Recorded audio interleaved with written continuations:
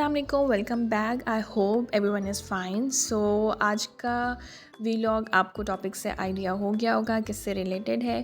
So let's get started. So आज का जो वीलॉग है वो किचन क्लीनिंग के ऊपर है। और सबसे पहले जो है वो मैं किचन का सिंक जो था वो ख़ाली कर रही थी। बर्तन जितने भी धोने वाले थे वो मैं धो रही थी, तो ताकि अगर मुझे इस स्पेस को यूटिलाइज़ करना हो किचन की क्लीनिंग में तो मेरे लिए आसानी हो जाए। तो बस जल्दी जल्दी से मैं बर्तनों को वॉश करके तो नेक्स्ट जो क्लीनिंग का प्रोसेस है वो मैं स्टार्ट करूँगी किचन का। इतनी कोई डीप क्लीनिंग नहीं थी, बस थोड़ी छोटी मोटी चीज़ें जो डेली बेसिस पे इग्नोर होती रहती हैं उनको साफ़ करना था। तो आज फ़िलहाल टाइम निकाल के मैंने जो है वो एफ़र्ट कर ही ली और उसको साफ़ कर लिया, क्योंकि जितना मर्ज़ी आप डिले कर लो, जो लोग अकेले रहते हैं उनको कभी ना कभी खुद ही करना होता है सारा कुछ। तो आज मैंने सोचा कि और कोई काम है नहीं इतना, तो बस फिर मैं इसको किचन को क्लीन कर लेती हूँ और आप लोगों से भी शेयर कर लेती हूँ। तो बस जल्दी जल्दी यहाँ पर मैं बर्तन धो रही हूँ, क्योंकि बर्तनों वाली जगह अगर सिंक आपको फ्री मिले तो कोई भी चीज़ अगर धोनी हो या इस स्पेस को यूटिलाइज़ करना हो तो आसानी हो जाती है।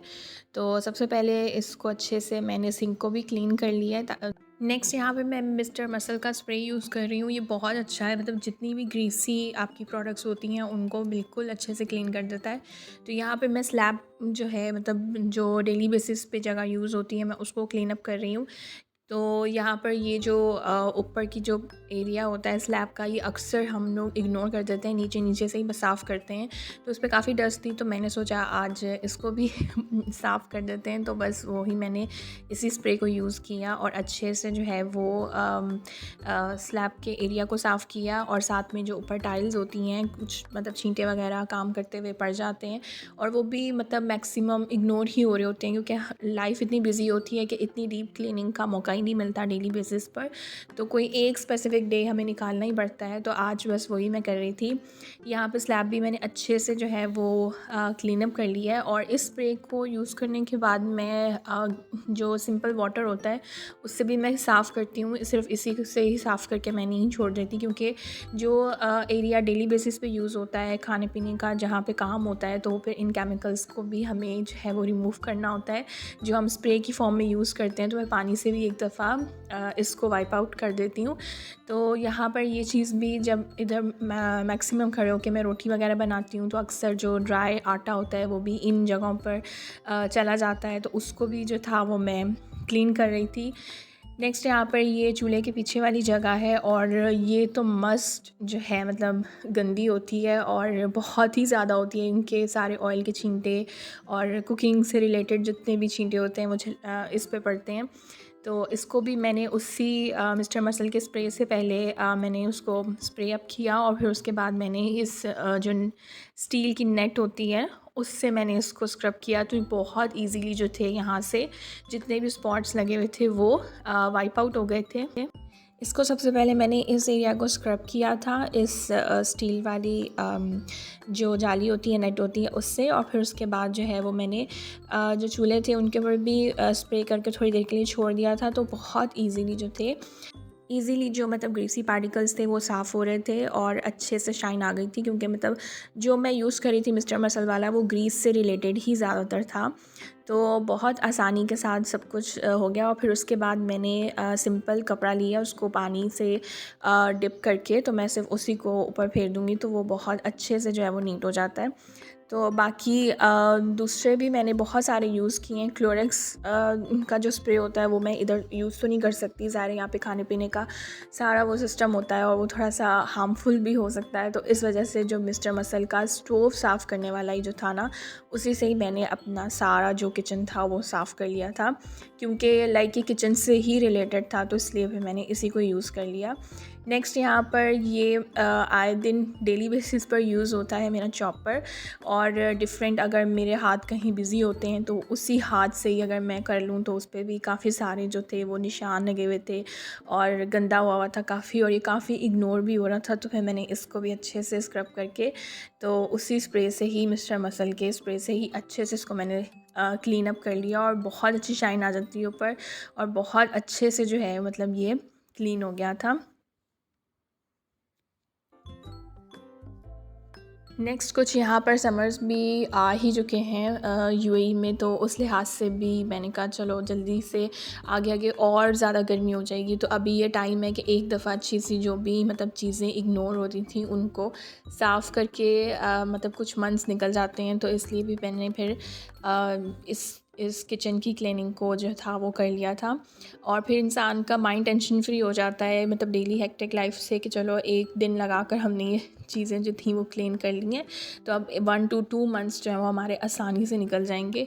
तो साथ में ये अवन भी था, अवन को भी मैंने क्लीन कर लिया था अच्छे से।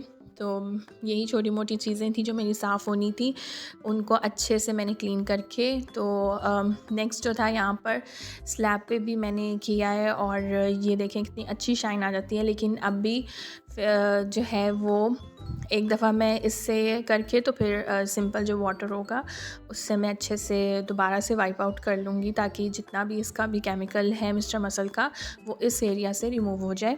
नेक्स्ट ये अवन के बटन्स को हम यूज़ करते हैं, तो उस पर भी थोड़े से निशान थे, वो भी क्लीन अप किए। और ये जो मेरा मैट था, आटा और बहुत सारी चीज़ें इसके ऊपर गिरती रहती हैं, तो इसको भी मुझे वॉश करना था।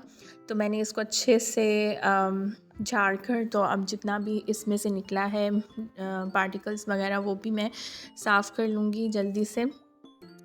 तो बस यही थी डीप क्लीनिंग। कभी मैं रेगुलर बेसिस पे किचन वॉश नहीं करती हूँ, लेकिन मैं वीक में 1 और 2 टाइम्स जो है वो लाज़मी वॉश कर लेती हूँ। और वैसे जो है वो मैं मोपिंग लाज़मी करती हूँ, क्योंकि मोपिंग के बगैर जो है वो नहीं यानी कि होता सही, कि कभी पानी गिरा होता है बर्तन वॉश करके कभी कुछ, तो उससे अच्छे से जो है वो क्लीन हो जाता है और स्मेल वगैरह भी नहीं आती है। तो वॉश करने का जो प्रोसेस होता है वो थोड़ा लंबा होता है, तो मैं वीक में 1 और 2 टाइम्स जो है वो मैं वॉश कर लेती हूँ। अदरवाइज़ मैं मोपिंग लाज़मी जो है वो किचन में डेली बेसिस पे करती हूँ, या दिन में 2 दफ़ा तो लाज़मी हो जाती है।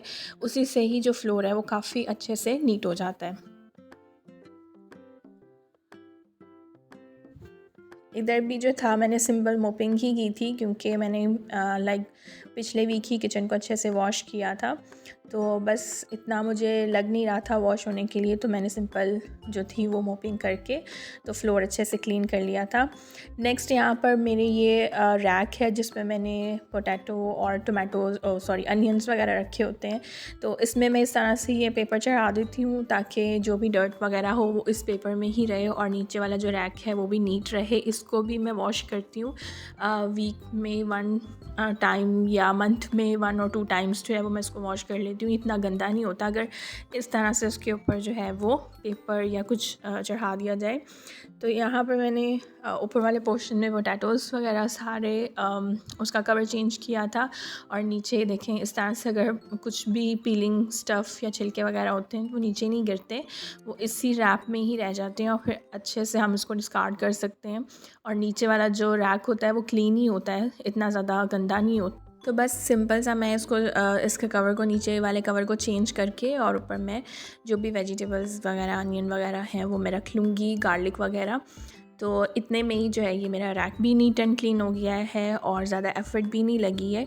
तो बस ये इसको भी क्लीन करना था, वो भी काम हो गया, स्लैब भी हो गई, चूल्हे भी हो गए साफ़, और चूल्हे के पीछे वाला भी टाइल पोर्शन साफ़ हो गया।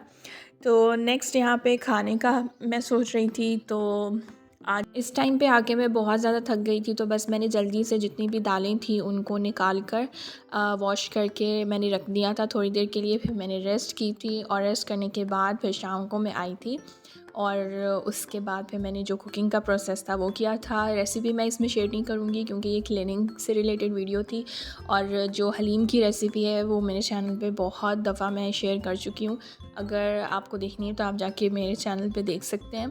तो बस यहाँ पे मैंने जितनी भी दालें वगैरह थी उनको अच्छे से मिक्स करके तो अब वॉश करके मैं उसको रख दूँगी, ताकि थोड़ी देर जो है ये भीग जाएँ, और फिर मैं इसका कुकिंग प्रोसेस जो है वो शाम में स्टार्ट कर दूँगी। और डिनर यानी कि रात के खाने से पहले पहले जो है वो मेरी हलीम भी रेडी हो जाएगी। तो बस आज का सारा दिन मेरा किचन में ही जैसे कह लें कि निकल गया था, क्योंकि किचन की क्लीनिंग भी एक पूरे घर के काम के बराबर ही होती है। तो उसमें अकेले अगर आपको करना होता है तो फिर थकावट भी हो जाती है तो और भी बाकी काम नहीं होते, तो इसलिए बाकी कामों को इग्नोर करके सिर्फ फिर किचन को ही देखना पड़ता है। और लिटरली आज का मेरा सारा दिन जो था वो किचन में ही निकल गया था। लेकिन एक अच्छी वाइब्स भी आती हैं जब किचन डीप क्लीन हो जाता है और अच्छा साफ़ हो जाता है, फिर मज़ा भी आता है कि आप काम करें, डिफरेंट कुकिंग करें। अगर मेस हो और गंदा हो और उस तरह से इतनी वो नेगेटिव वाइब्स आती हैं कि बस जल्दी से थोड़ा सा काम करो और भागो यहाँ से। लेकिन जब मेरा ये किचन मैंने साफ़ किया था तो बहुत ही अच्छी वाइब्स आ रही थी, नीट एंड क्लीन किचन से रिलेटेड, और दिल कर रहा था कि मैं और इसमें काम करूं, बट काफ़ी ज़्यादा थकावट हो गई थी। सो चावल भी मैंने यहाँ पे भिगो कर रख दिए थे और दालें भी भिगो कर रख दी थी। तो मैं रात को आकर जो है वो शाम को कुकिंग का प्रोसेस करूँगी। और ये रही मेरी फ़ाइनल किचन, साफ़ सुथरी किचन की लुक। आई होप आप लोगों को अच्छी लगी हो। तो बस यही था आज का मेरा किचन क्लीनिंग से रिलेटेड वीलॉग। सामने जो ब्लू कलर का स्टिकर है इसकी जगह मैं कुछ और सर्च कर रही हूँ, लेकिन मुझे अभी तक मिल नहीं रहा। तो मैं कोई अच्छा सा स्टिकर लेके इसको भी कवर अप करूँगी। तो फ़िलहाल के लिए इसको इग्नोर करें। और ये रहा मेरा फ़ाइनल लुक किचन का। सिंक भी बिल्कुल नीट हो गया, स्लैब्स भी और नीचे से भी, और हर चीज़ इतनी अच्छी वाइब्स आ रही थी। तो आई होप आप लोगों को मेरा ये अच्छा लगा होगा, छोटी सी मेरी effort. So please do like, share and subscribe. Next और अच्छी वीडियोज़ के साथ मिलते हैं। Till then take care. अल्लाह हाफ़िज़।